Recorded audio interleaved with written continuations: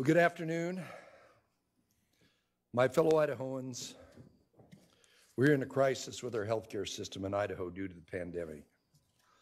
Hospitals throughout the state are quickly filling up or are already full of COVID patients, and way too many healthcare workers are out sick with COVID. I want to share some serious and concerning facts with you about what's going on in our state. Last week, the regional hospital in Kootenai County was at 99% of capacity. Patients in North Idaho needing a higher level of care, whether for an injury, heart attack, or other reasons, are being transferred out of state.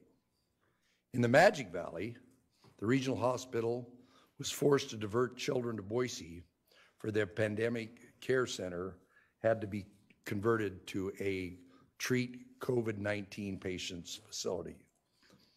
In eastern Idaho, patients requiring specialized or critical care may be unable to access the care they need because hospitals in Utah are facing an equally dangerous situation. Utah hospitals are reporting a record number of COVID hospitalizations and will not be able to accept patients from Idaho. Hospitals, once again, are canceling or postponing elective procedures in order to handle the surge in COVID patients coming through their doors. In Boise, the Veterans Home is so full that leaders there are prepared hospital to treat new patients if the need arises. Our veterans who have sacrificed so much for our country are at risk of not getting the care they were promised, for risking their lives to protect our country and our freedom. I was told a moving story about one of these veterans. He was a 70-something veteran who served America in the Vietnam War. He was a father. He lived independently at home. He walked and exercised regularly. He was active and social. When COVID came, the veteran took many precautions not to expose himself to the virus. The veteran was invited to an outdoor barbecue with close family and friends. He later told his doctors he had some hesitation about going, but decided it would be safe because it was outside and with people that he could trust. The veteran contracted COVID-19 from the gathering, ended up in the ICU at the Boise Veterans Hospital for weeks. He died, isolated due to COVID-19, 1 hour after completing a video call with his family. This healthy man served in Vietnam for all of us. He would have lived longer if it wouldn't have been for COVID-19. Folks, from day one of Idaho's fight against COVID-19, our goal has been to protect lives like this veteran's and preserve healthcare capacity so that each of us can continue to receive ordinary health care for an emergency such as heart attack, stroke, car accident, or for routine healthcare needs. We have stated over and over that this is about flattening the curve, slowing the spread of COVID-19. As this chart shows, we managed not only preserve, but to significantly elevate healthcare capacity in Idaho during the pandemic for 7 straight months. Last week, things changed for the worse. Idaho is at a critical juncture. This is unacceptable and we must do more. Today, I'm signing a statewide public health order moving Idaho back to stage 3 of our Idaho Rebounds plan with some modifications. What does that mean? It means indoor gatherings are limited to 50 people or less with physical distancing. Outdoor gatherings will be limited to 25% of capacity. It means distancing requirements are in place for gatherings of all types. It means long-term care facilities will not be allowed to operate without requiring masks. It means we are requiring seating only for bars, restaurants, and nightclubs. It means employers should continue to protect at-risk employees by allowing telework or by making special accommodations for those individuals in the workplace. It means all individuals and businesses should follow recommended protocols for minimizing transmission of the virus. All of this information will be available at rebound.idaho.gov. What this does not mean, it doesn't mean our economy is on lockdown. Our economy will remain open. It doesn't mean in-person church will end. It doesn't mean we're restricting travel in or out of the state. It especially doesn't mean that we should go to full remote learning in our schools. We put millions of dollars and substantial efforts towards the safe reopening and operation of our schools to ensure they are safe places to learn and work. The state rolled out a back-to-school framework in the summer, providing local school leaders a blueprint for safe opening. To the school district trustees and administrators who have done a good job of protecting teachers, students, and families, thank you.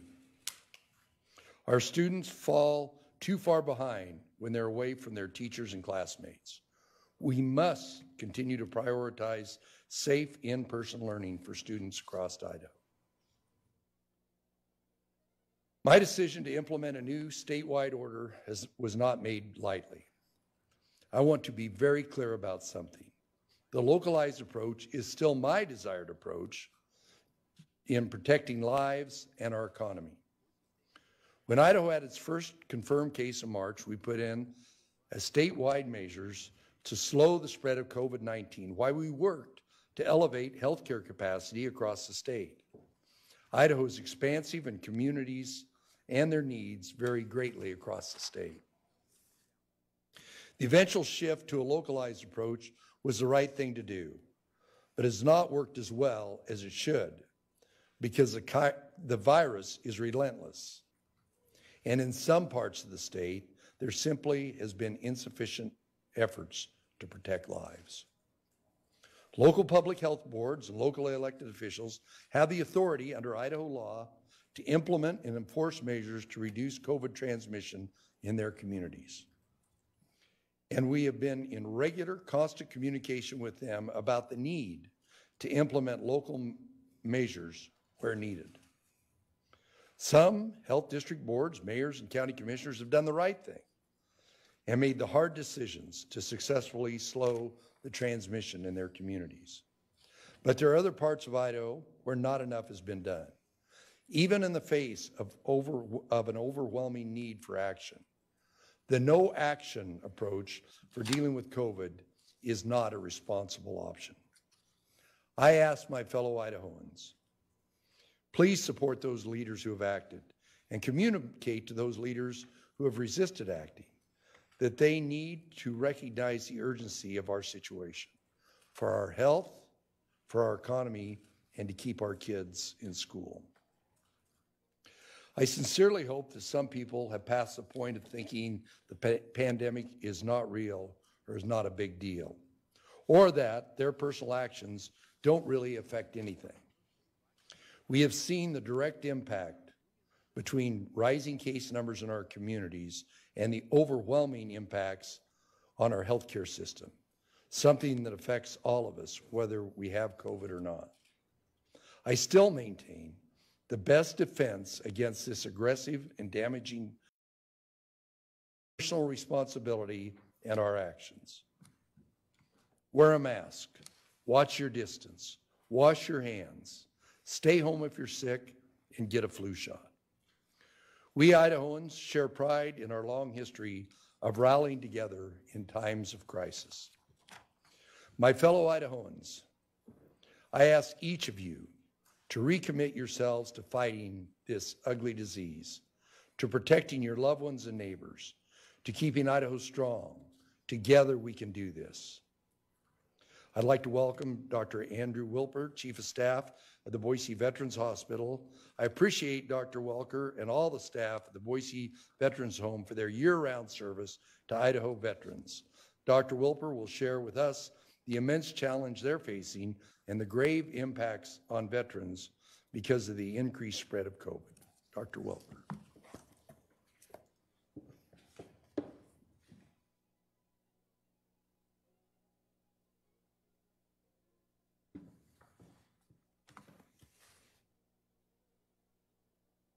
Good afternoon.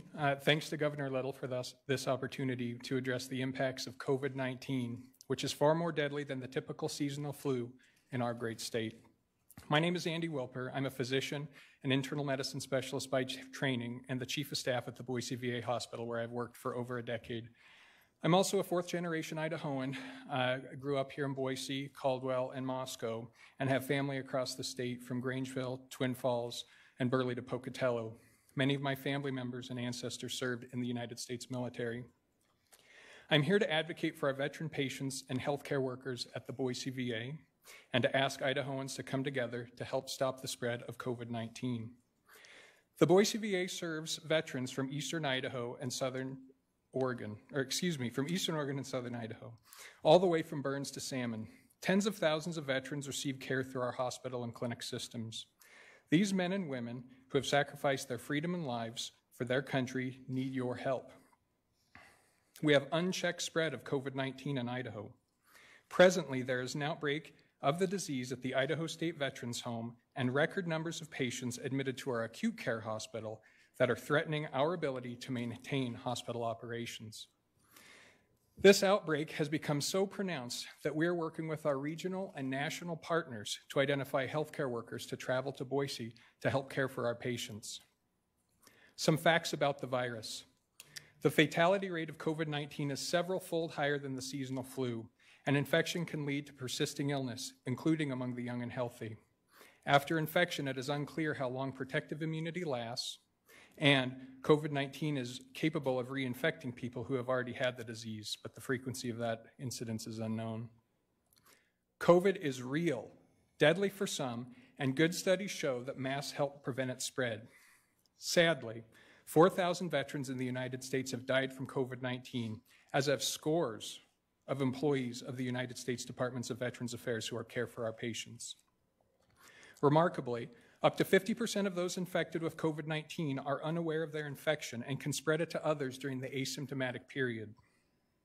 COVID-19 patients can take up to 7 days before they become symptomatic, but they can spread the disease 2 to 4 days before symptoms arise.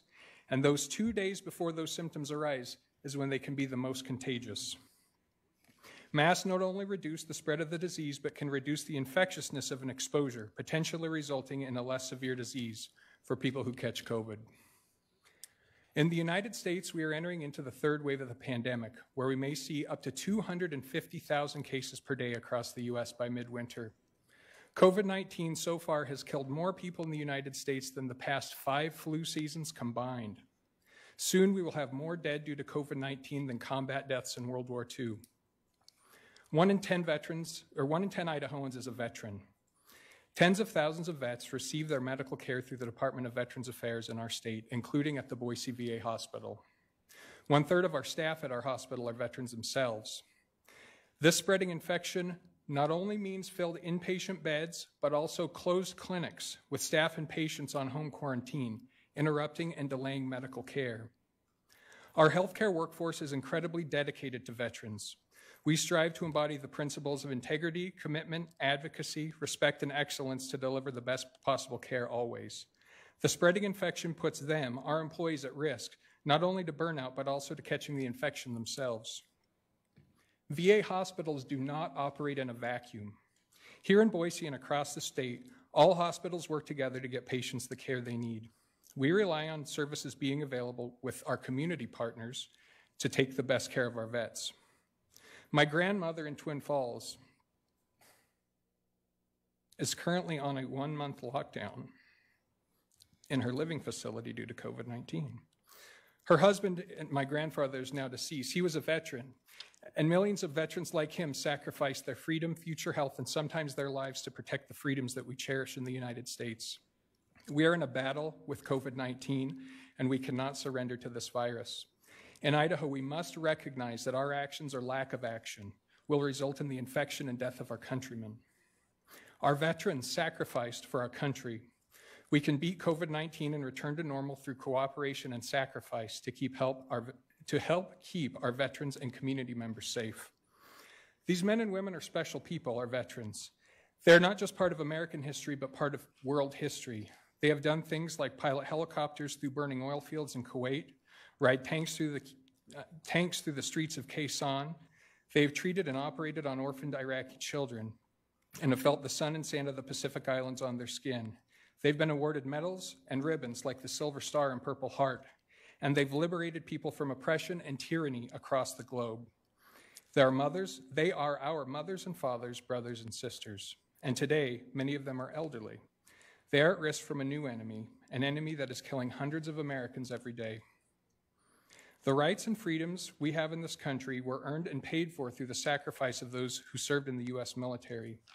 We live in a country where you can choose whether to wear a mask because someone was willing to die for you to have that freedom. That same person who helped to protect that right needs your help protecting them. They need you to choose to do the thing that may be uncomfortable for you. They need you to do the thing that may be an inconvenient burden for your life, but to not mistake an inconvenience for oppression. They need us to do this for them, not because we must, but because we choose to. Our veterans have demonstrated loyalty to our great nation by putting their lives on the line to protect our freedoms. Let us demonstrate loyalty to them and demonstrate our respect for the sanctity of their lives by washing our hands, wearing masks, and avoiding large groups while we work toward a vaccine and better treatments for this disease. Thank you.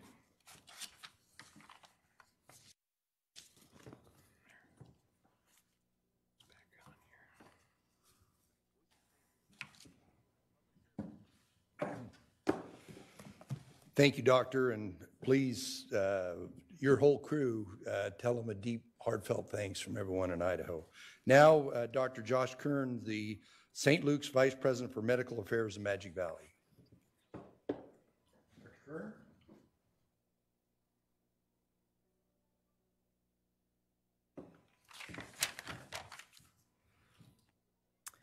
Hi, I am Dr. Joshua Kern. I'm a practicing physician in Jerome, Idaho, and as mentioned, the Vice President of Medical Affairs for Magic Valley, Wood River, and Jerome. Hazard of going third is some of my comments will be a little bit repetitive, but I wanted to give a little bit of color of what's happening with St. Luke's and more specifically St. Luke's Magic Valley. Even more specifically, I want to really focus on the healthcare workers that are taking care of the surging number of patients we're seeing in Magic Valley from COVID-19. Healthcare workers have been taking care of COVID patients for the last several months, and frankly, you don't get a lot of complaints out of healthcare workers. They're a resilient bunch, very tolerant of hard work, but what we're seeing right now with the surging numbers in Magic Valley is something other, and really the burden, the recent surge of patients we're seeing really may not be possible to keep up with. Our doctors and nurses are your neighbors. These are people who live in Idaho, distant group of people who are in New York or Italy, and it's not something that's happening far away. This is happening right here in our backyard. Ask one of them how things are going in the hospital at St. Luke's Magic Valley, and you'll hear that we're reaching it. I called a friend of mine, Megan, a nurse at Magic Valley, to see how she was doing.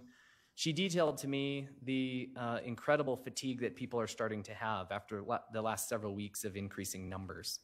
Nurses are having to work extra shifts. The acuity or the sickness level of the COVID patients is very high, sometimes almost as if an ICU patient, but we don't have room in the ICU, so they're on the regular medical floor, and it's very burdensome. People are getting very tired, and it seems to be only getting worse.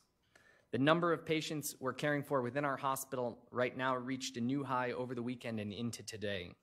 Unfortunately, the number of COVID cases in the community also reached a new high at the end of this last week, which means that even if things started getting better today, we're facing several weeks of this problem. Hospitals here in southern Idaho are already getting full, eastern Idaho in particular, and then Magic Valley. And when you look at the news from places like Salt Lake City or up in Montana, those hospitals are beyond full. Salt Lake City today announcing that they're looking at potentially having to ration ICU care for patients, meaning healthcare providers now have to decide who lives and dies. With surrounding hospitals at capacity and our hospitals approaching capacity, we may very well be being pushed to have those same situations here in Idaho. That's not good for our staff, having to good for the patients. The natural outcome of not controlling the virus will be unnecessary deaths and, frankly, unnecessary and unfair burden to place on doctors and nurses at the hospitals. I continue to hear examples of patients or people that feel that COVID-19 is not real. Others continue to share this false narrative that people without medical conditions don't get sick or don't die from this virus. This continues colleagues who take care of these patients, because the reality is that it does not discriminate. And we do see patients in their 30s and 40s die from this virus. Many people recover, thank goodness, but people do die. The virus doesn't seem to discriminate, and it does seem to impact people for long term. We hear about these long haulers symptoms or long-term symptoms after recovering from COVID. There is a lot we still don't know about this virus, and that's part of the call to arms today, because we can't act like this is just some other thing that's happened before. The numbers that we are seeing here recently and around the country are unprecedented in the history of certainly in my lifetime, but I think you have to go back to 1918 to find anything comparable. And while there is so much we don't understand, there are things we do understand. Wearing masks, particularly in public, slows the spread of the virus. That at this point is unequivocal. Wearing a mask when around others stops the spread of the virus, and in fact, even more effective is avoiding close proximity. We cannot ask for the burden of this to fall to those who are going to get sick, and we can't predict who it's going to be. It could be your loved one. We cannot ask for the burden of this to fall to our healthcare workers either. I mean, these are our neighbors, and it's not fair. I think there continues to be this false dichotomy that there's a group of people who think that there's a group that wants masks and the economy shut down and people to die from starvation and poverty. And then on the other side, there's this group of people who want no masks and to open up the economy and let the virus run its course. But I think that the middle path is the one that we need to be striving for. In the Magic Valley right now, we have businesses that are closed, locked up because all of their employees are sick with COVID. And those are businesses that a week ago did not have masks on. We heard on a press conference last week from Cliff Bar in Twin Falls that they are having significant difficulty keeping their lines running because of so many people being out sick from COVID. Wearing masks and controlling the virus improves the economy too. I'd like to thank Governor Little for inviting us to speak and give a little context of what's happening in the hospitals here. I suspect we will continue to need strong leadership at all levels of our government in Idaho, and people to make difficult decisions on how to control the virus. And again, my focus is on both health and supporting the economy going forward. We must work together to achieve these ends and control the virus. Thank you very much.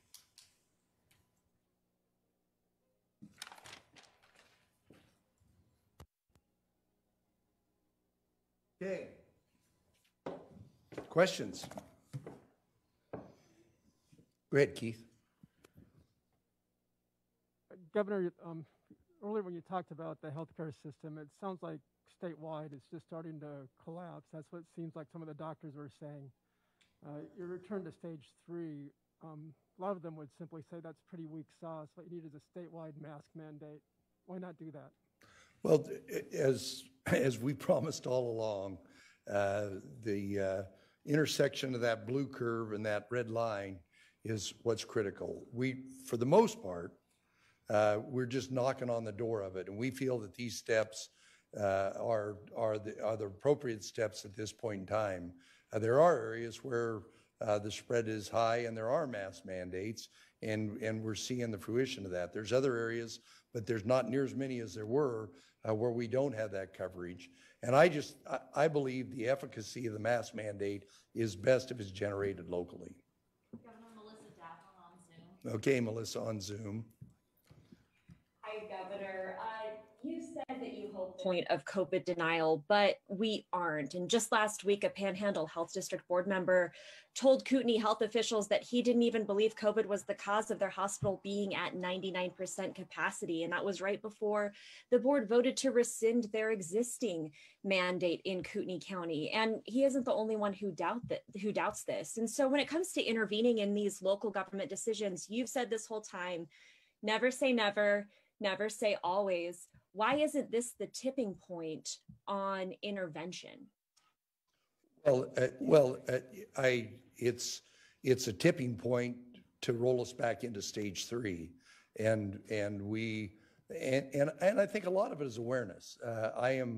The circles that I run in, the awareness of it is very high, but there are a lot of circles in Idaho, and that's why we have these press conferences where that awareness is not this high, and that's why we thought it was so compelling to have both the Veterans Hospital and other health workers here, because in Panhandle Health, Kootenai 10 days ago, they were okay, but they're not today, and so we just think awareness right now is most critical. I hope and pray that people will do the advice from the healthcare experts and literally this plea by me to where they'll bend that behavior down and we can get those numbers down. But Governor, with all due respect, we've been hoping and praying and asking. And considering how quickly Kootenai Health hit that tipping point, going from being fine to being at 99% capacity, is 2 weeks from now going to be too late for some of these hospitals? Was that a question or a statement? No, it is too late for some of these hospitals. Are you worried about that? As you well know, I believe the Coeur d'Alene City Council's meeting today to address this very issue. Governor James Dawson on Zoom. Okay, James on Zoom. Hey, Governor. This question, the state's efforts seemingly have failed to protect hospital capacity, which was your #1 priority.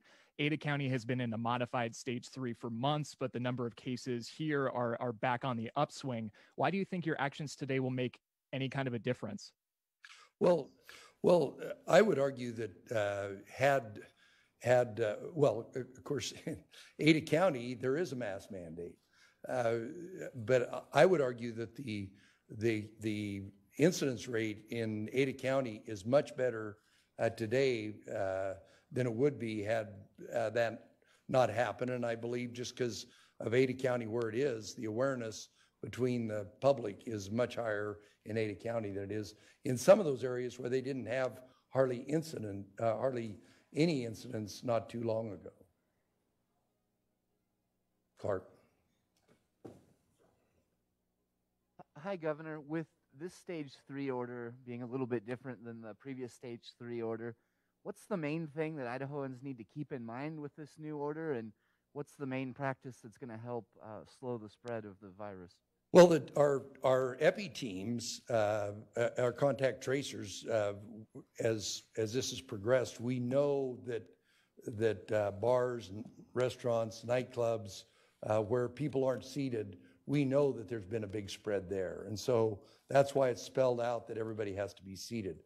We also know from our contact tracing that these smaller events is where a lot of these transmissions have taken. So we're taking the knowledge we've gained from observation, from contact tracing, and implemented that into a modified stage 3, as you asked.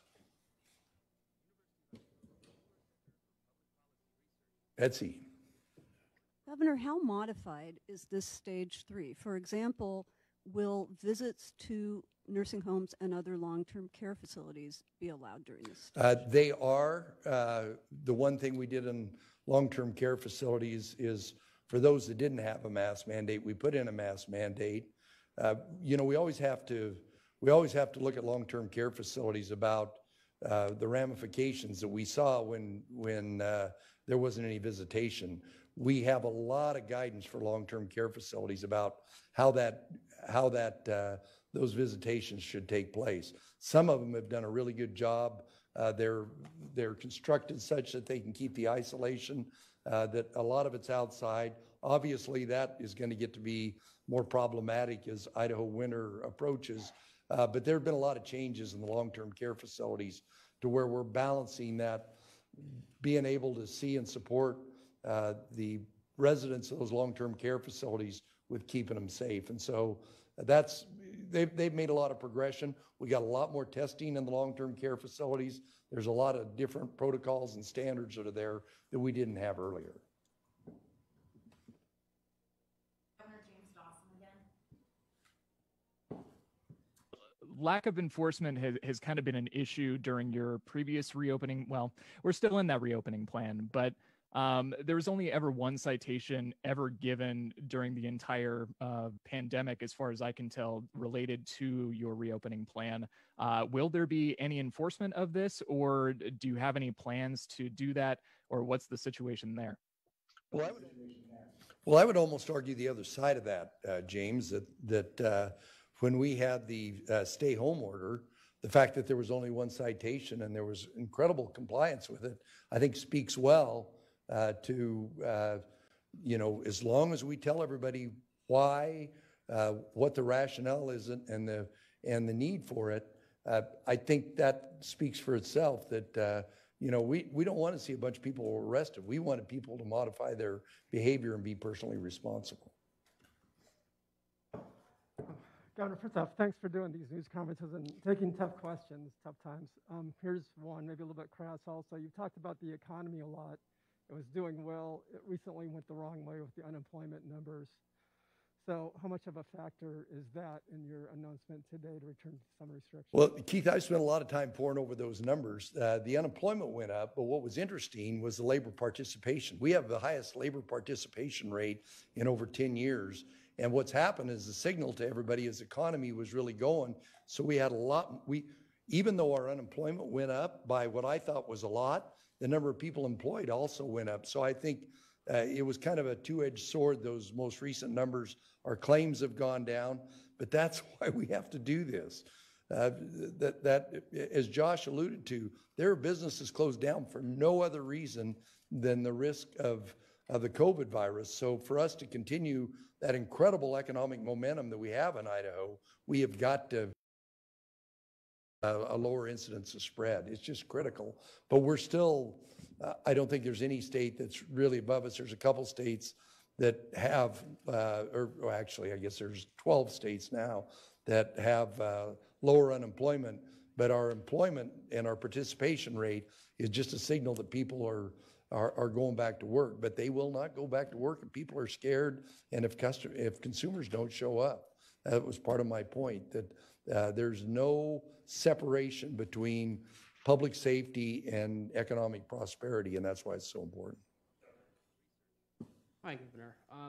If Idaho's hospitalizations keep going up, what would those next steps be that the state would take in order to, combat that? Well, we'll look at them. We have some more tools in our toolbox. We just think that given the fork in the road we're at today, this is the most prudent action, the one to modify the most behavior going forward. But there's some other tools in our toolbox. Betsy. What are those tools, Governor? Well, I mean, you saw the incremental, or I don't know if you have seen it. Did you pass that out, Emily? But you saw, I mean, the numbers, the size of the events, proximity, what we do in commercial operations. There's lots of other tools. And in fact, as we learn more about this novel coronavirus, we learn where the real spread is, and we want to surgically go to those areas where we know that spread's occurring and modify behavior there. At a minimum, suggest behavior modification, and we might have to do something. Governor, in the past week, we have heard local hospital officials and school officials around the state saying, in this crisis, the federal government has pointed to the states to handle it. The state has pointed to the local health districts and the local governments. And in some cases here in Idaho, those local officials have pointed back at the state. None of them have taken the steps that some of these local hospital and school officials have been requesting. So as a result, it's the frontline workers at hospitals and schools who are deciding how we're going to deal with this virus on a building by building, school by school, hospital by hospital, town by town basis all through our state. Is this the way we're going to beat this virus? Well, we've defaulted to state law. State law says the health districts and particularly the mayors are the ones for 100 years have been, well, health districts have only been around for 50 years, but for the 50 years prior to that, Native person in each county, that's state law. You brought up the example, Betsy, of schools. There is so much difference between schools and the transmissibility that exists from one building to another. And in some instances, some of the new buildings have less distancing opportunity and less space than some of the old buildings. I don't see any way we can come up with a one-size-fits-all given the variability in schools and, for that matter, the variability. And in fact, people are more inclined to listen to their local school board and their local health boards, particularly if you get out of Boise, Idaho. Ruth on Zoom. Oh, that's James on Zoom. Wrong picture. I apologize, Governor. My question is regarding enforcement. As you know, probably better than anyone, some of these decisions the community is not going to agree with. There may be pushback, there may be protests. If that were to happen, what is the enforcement mechanism for making sure people are complying with some of the crowd sizing, the social distancing, these regulations that are recommended in your order? I guess I question whether or not they are enforceable. Well, they're enforceable, but if, you know, hypothetically, if everybody didn't comply, they would be very difficult. But we do not have a statewide healthcare police force. But as I stated earlier, look what happened when we had the stay-home order. Look at the compliance. Look at the fact that there was only one citation. A citation, I think, was in affiliation with a bunch of kids having a party, and they just cited them for that along with everything else. But it was incredibly successful. Granted, there's more COVID fatigue now than there was before, but on the other side of it, we've got elevated healthcare capacity, and as I'm doing right now, and we're all trying to do, we're trying to raise the awareness, is as you get compliance among part of your population, you will see compliance of a bigger part of it. Now, I'm not denying that there are going to be some people that will be deniers to the bitter end, but I don't have to have 100% compliance. I need to have a much higher compliance than I have today. Ada County is already in a modified stage 3, and so what is the main difference between the state's modified stage 3 to Ada County's stage 3? Or are they the same? Well, I think in Ada County, and the way this is, they will, if they have more stringent regulations, that's what governs. But I do believe that probably the most helpful part of this is the fact that bars, restaurants, and nightclubs, that you won't have what we saw originally here in Boise, that an order in Boise moved behavior to Garden City or to Meridian. And so I think that will be helpful given the way that part of commerce can move readily. And my next question, my last question, if people don't comply and this continues to happen and numbers continue to rise, what would it take for Idaho to get pushed back again to a stage 2? Well, I hope we don't go back to a stage 2, but I really think, you know, those of you in this room are aware of you know, the crisis that exists in healthcare, and that's why we're here. That's why I'm pleading my case before you and the Idaho public. We got to create bigger awareness. It's not that I knew a 18-year-old that got it and they didn't have any symptoms. It's that I know somebody that got it and somebody else that got it, and all of a sudden they were out of healthcare capacity, and my loved one or my friend that needed surgery couldn't get it. And we haven't seen that yet. We have been talking about it. My team over there, we've been talking about it for a long time, but now there's prima facie evidence that that can happen, and we've got to increase the awareness of that. You talked a bit earlier about how, you know, there are some businesses that have closed just because their entire workforce is sick with COVID. What kind of feedback have you received from Idaho business owners just about, the possibility of a mask mandate or rolling anything back to other restrictions? What kind of feedback have you heard from business owners around the state? The common denominator above everybody in Idaho is they want the spread of COVID to go down. But there's some of them that don't want any restrictions on their business. And I understand that. I'm a capitalist. I fully understand that. But everybody in Idaho wants somebody else to do something for COVID. That's why we're talking about personal responsibility and the magnitude of the problem at this point in time when we start tapping on the roof of that red line over there. Hey, Governor, I have 3 questions for you. First one is, last week during a meeting, South Central Public Health District passed a resolution where they called on you to pass a statewide mask mandate. During that same meeting, they declined to pass their own regional mask mandate. What is your message to them that they, voted to not pass their own mask mandate, but they're calling on you to pass a statewide mask mandate? Well, as I stated twice, and I'll state it a third time, that's their job. And then secondly, for bars and nightclubs and restaurants, if they do not enforce this, that people have to remain seated, could their licenses be at risk? What is the enforcement for bars and restaurants and nightclubs specifically? Well, there's 2 enforcement mechanisms. Neither one of them do we want to utilize. We want them to do the right thing. And for the most part, they will say, if my competitors have to do this, then we'll do it. That will be the vast majority of them. But there's 2 ways. One of them is their food license, which the Department of Health has, and the other one is their liquor license.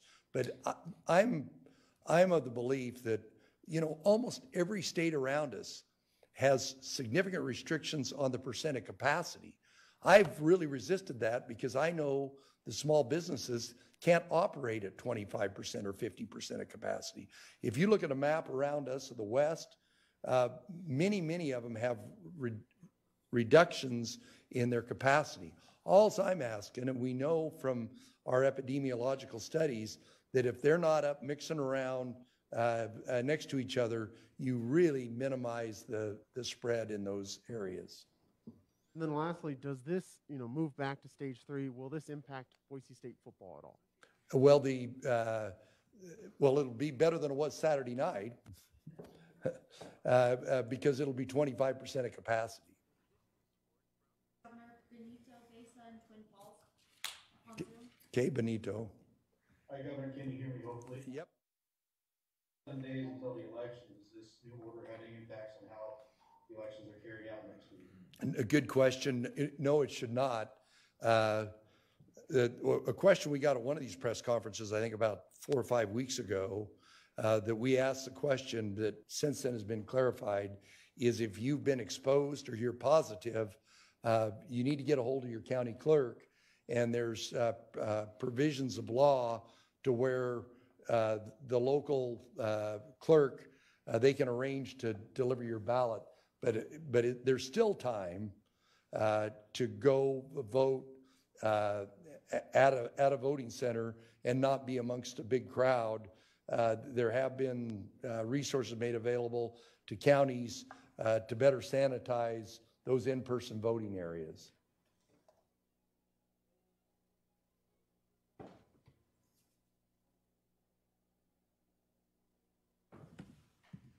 Betsy. Governor, you said that there's no one-size-fits-all that could help with this problem in Idaho. Yet we are hearing a drumbeat, including from Dr. Kern today, saying that there is one thing unequivocally that would significantly slow the spread of the virus, and that's if everyone wore a mask. You said it's their job, referring to the local health district, to require that, but they asked you to do it. Isn't that the one thing you could do that significantly could slow the spread in this state is impose a mask mandate? Well, Betsy, I believe me, I've spent a lot of time thinking about this and having discussions about it. We all know that if somebody locally asks us or tells us to do something, the compliance rate is a lot higher than it is if somebody from a higher level of government, and we in Idaho always criticize the federal government for putting on mandates. The issue isn't who does it, it's the issue I want to get it done. And I know if it's implemented at the local level, as it is statutorily, that the adoption will be a lot higher. That's my goal. Governor, the next step that hospitals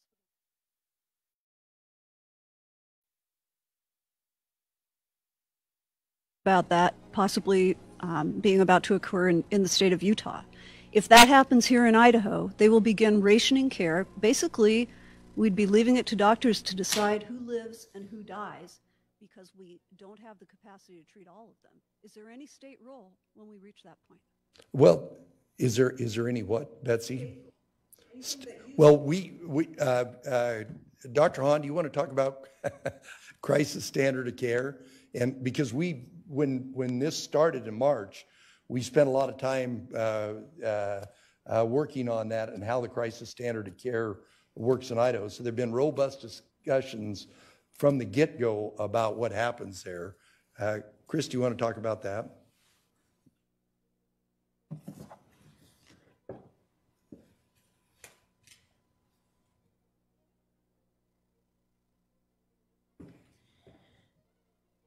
Yeah, thank you, Betsy. So as you are well aware, the state has created a crisis standards of care plan. It is available publicly. Health and Welfare just changed our website like a week ago. We got a makeover, and my understanding was that it was down for a few days, but we're putting those documents back up today. So apologize for that. The timing was tough, but we do have a plan, and what the plan says right now is, first of all, hospitals, before they go from usual operations to crisis standards of care, they go through a stage called contingency, and contingency is where some of the hospitals around the state, I believe, are right now. They're not in a crisis yet, but they're looking at ways to maximize resources, maybe maximize healthcare workers, bring in extra people, that kind of thing. In order to get to crisis standards of care, there are sort of a set of criteria. We have a council, CIDMAC, and now I'm going to struggle to remember what the acronym all for. The last part is it's the Medical Advisory Committee, but I'm trying to remember what. Do you remember, Elke, CID? I apologize, I do not remember the acronym, but the CIDMAC committee. We've talked about reconvening them this week. They have not met for several months, and Dr. Whitty, who works with us, and Tamara Prysock from our licensing and certification, and many others in our department work together with this committee to put this plan together. They are going to, and Dr. Hamso from Medicaid, for example, as well. And they have had conversations over the weekend about reconvening that group to talk about whether it's appropriate to consider activating the crisis standards of care plan, which would take a convening of stakeholders, a reviewing of the criteria it would take, which are in the plan. And any of you in the room today, if you cannot find it today, please let us know. Our press office can get you a copy of that. Again, I apologize because our website having been changed. But it requires some steps and kind of making sure that hospitals have really done everything they can to make sure that they have already done what they can internally. Dr. Kern already alluded to some of the steps that St. Luke's Magic Valley has taken. We know that hospitals are looking at this right now, but it would take this committee getting together and asking the state to enact the plan in order to move into crisis standards of care. Yeah. Has the definition of probable case changed? I've heard that the results of rapid tests at long-term care facilities are in some cases perhaps being classified as probable. What does that mean at this point in the pandemic? Yes, so the question is about the switching gears a little bit. When we report cases publicly on our website, you'll see confirmed cases and probable cases. Confirmed cases are PCR test confirmed. So this is the standard test. Probable cases are of two varieties. One is somebody who doesn't get tested at all. So a confirmed case lives in a household and other people in that household are all sick and coughing, and those are all considered probable cases, and they all need to quarantine, and they are recommended to seek medical care and testing, but they don't always, so we count them as probable cases. The other type of probable cases are people who've had other tests, antigen tests, and so you're absolutely right, Betsy, that the last time that case definition changed was in August.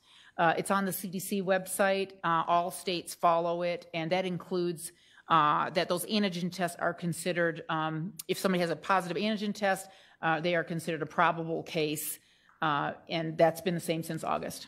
And are those antigen tests, are those the type that we're deploying at our long-term care facilities? So is this becoming an increasing portion of our positive test results that actually are positive test results, but we're showing them as probable? Correct.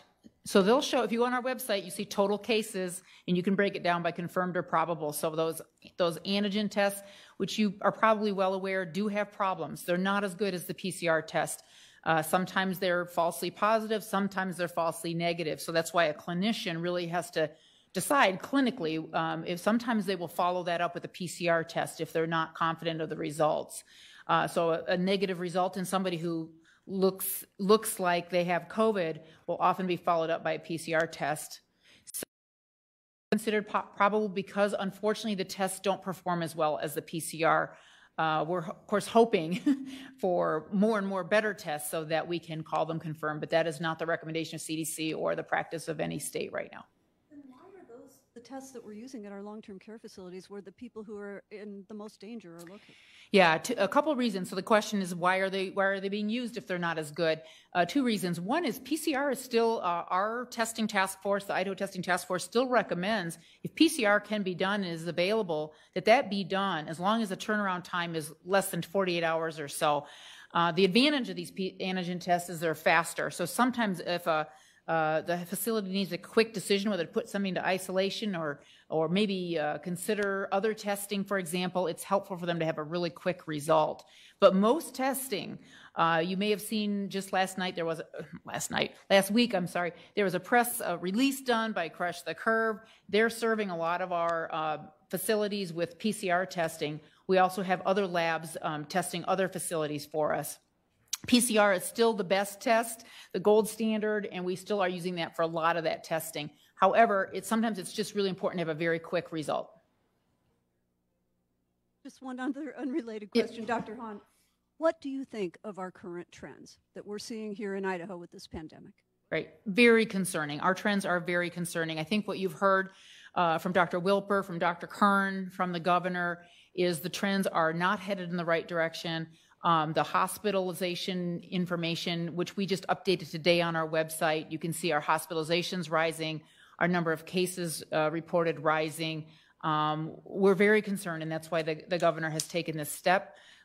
We will be watching it very carefully and hope that Idahoans do take this to heart. And as Dr. Wilper so eloquently said, to protect our veterans, as Dr. Kern so eloquently said, to protect our healthcare workers, to protect each other. This is a question for the governor again. Thanks, Dr. Hahn. Certainly.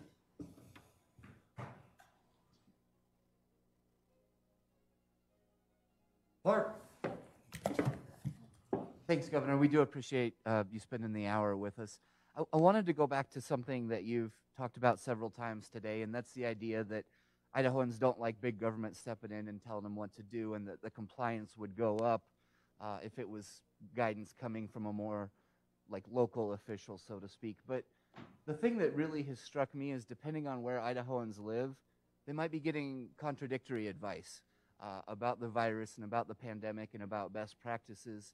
And so I wanted to ask what the governor's office has done, and I'm sorry, this is a long question, but the hallmark of our government, as you know, is that it's a citizen government, largely untrained volunteers. We have a citizen legislature, citizen school board, citizen governor, citizen county commissioners. You're at least paid fairly well, is my understanding, Governor. But anyways, what steps has your office, what steps is the governor taking to reach out to our legislators, our county commissioners, our school trustees, so they have this information? You've got a room full of experts here, the doctors that we've heard from. Are you reaching out to those local officials? Because we know they're getting information from somewhere. Are they getting good information, and what role is your office playing? Well, we were on a weekly basis. Now it's bi-weekly. We have a call with all the county commissioners, with all the mayors. We occasionally have a call with the long-term care facilities, with the hospitals, not quite as frequently, but my team is talking to hospitals every day. And then when I travel, I was in Friday. I was in both Lewiston and Moscow. We had conversations there. I'm going to be in, I think, Twin Falls, Idaho Falls, and Lewiston this week. And I just try as hard as I can to tell people about the nexus between a rebounding economy and people doing the right thing. So I don't think anybody can be a critic of anyone in my administration doing anything in the mixed messages. We have been lockstep in how resolute we are. And I know that Sarah and Elke and Dr. Hahn are always communicating with the health districts. Governor Melissa Davlin on Zoom. Melissa on Zoom. Hi, Governor. With the election a week away, a lot of the discussion around mask use has become hyper politicized. And I just checked in on that Coeur d'Alene City Council meeting that you mentioned, and it's no different there in the comments. I was wondering if you have a message to people, many of whom are in your party, who are turning this mask wearing into a political issue right before the election. I don't think it's a good idea. For you to say anything? No, I don't think it's a good idea for them to make it into a political issue. I mean, in fact, and some people are whipping it up as a political issue. You know, I'm on a call with the White House. I haven't this week, but almost every week. And the White House Coronavirus Working Group is talking about everything I talked about here today, about the necessity of all the hygiene, about what we do about getting testing out to long-term care, about the efficacy of mask wearing. That is a common, and I know that if it does sell, I guess there are newspapers still, no offense, Betsy, but there are, you know, it does sell soap to talk about the delta on the political spectrum. But for the most part, every message I get from this administration is all these behavioral things that we talked about here. So I know that doesn't make the headlines. Okay, one more. Go ahead, Keith. You're the alpha and the omega. Thank you, Governor. Talked about the overall strategy for Idaho Rebounds. It seemed like a pretty solid strategy at the start. You know, game plan to keep healthcare capacity, get the economy going until there's a vaccine. All it really relied on was people taking personal responsibility. That aspect hasn't come through. It seems like maybe most people in Idaho don't have your kind of, I don't know how to phrase it, maybe flinty rancher toughness to endure some hardships. How disappointed are you in Idaho residents that they couldn't get that job done? Well, I'm disappointed that it didn't happen. You know, let's see, it's almost November, but for 2.5 months, my team and I have talked about the triple whammy in the fall. Being inside, the risk of the flu, being back in school, colleges being back there. We have been warning everybody, but this run-up in healthcare capacity, particularly what we saw, Twin Falls, Josh can talk about that. They got there a little close at the very outset when it went from Blaine County into there, but our healthcare capacity has been really good up until just recently. And so that's the urgency of this press conference and what we're talking about doing, that we didn't like the trend, but we were hopeful that we'd be able to maintain our healthcare capacity. And, you know, everybody in this room asked me, what would it take to go back to stage 3? Well, we had a triggering event. We're back at stage 3, but I'm hopeful. And I want to thank all of you for being here. I'm hopeful that the citizenry of Idaho will recognize the magnitude of this problem and its collective problem, and that those behavioral modifications, those little behavioral modifications, that we talked about, and as Andy alluded to, our veterans that are out there, particularly the older ones, how at risk they are, that message will really resonate with the people of Idaho about doing the patriotic right thing and doing a little bit of a sacrifice to get us through this winter until such time as that vaccine arrives. Okay, thank you very much.